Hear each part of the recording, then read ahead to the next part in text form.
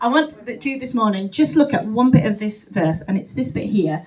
God works for the good of those who love him. And that's what we're going to look at today. What does it mean that God works for our good? Because that's what it's talking about, us, about our good.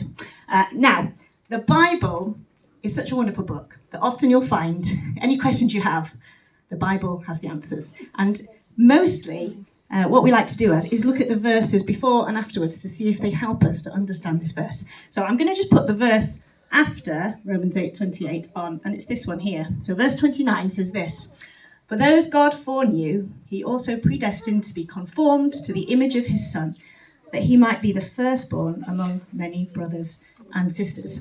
And I'm sure some of you are just looking at me going, "Vicky, you've actually put a more complicated verse on. What on earth does that one mean?" Well, let's help each other. So in verse 29, this is going to help us to understand what the good is.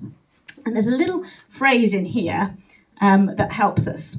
The first phrase is this word for. If the Bible has a for or a therefore, you know that things are linked. So this verse is linked to this one. Verse 28 is linked to verse 29. That's what the for is there for. And it's this phrase here. Oops, showing you the answer.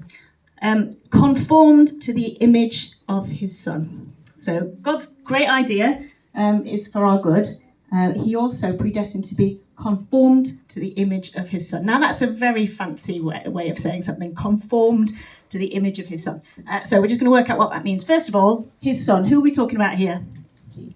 Jesus. It's the Sunday school answer. Yes, it's all about Jesus. And this phrase here, conformed to the image of his Son. Can we put that into normal, everyday language? Because I don't talk about people being conformed to the image of somebody. But does anybody know, what does that mean, to be conformed to the image of his Son? Any guesses? Be like him. Be like him. Be like him, someone else said. Exactly. All right, so conform to the image of the Son. Let's put it in normal language. It just means to become more like Jesus. Right, so because these verses are linked, and we think, well, what does it mean, the good?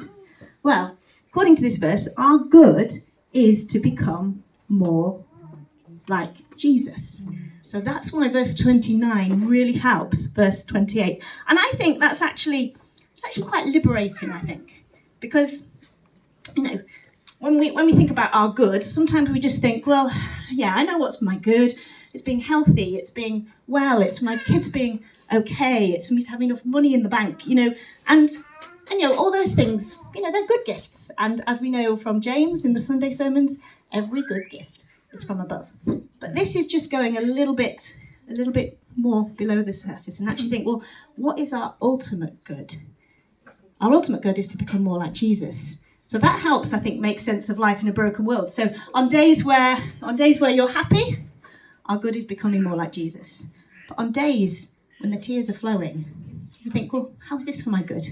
Well, if we think that our ultimate good is becoming more like Jesus, that means on days when actually everything seems to be going wrong, trusting that God can use all those situations, all those bad bits, all the broken bits, all the bits that make us cry, he can still use that to make us become more like Jesus, because that is what our ultimate good really is, to be conformed to the image of his Son, to become more like Jesus.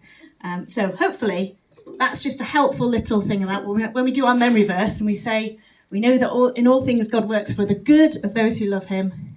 Our good is ultimately becoming more like Jesus. Okay, so I hope that's helpful. And there's other bits in that verse we can look at as well. It's a nice meaty verse.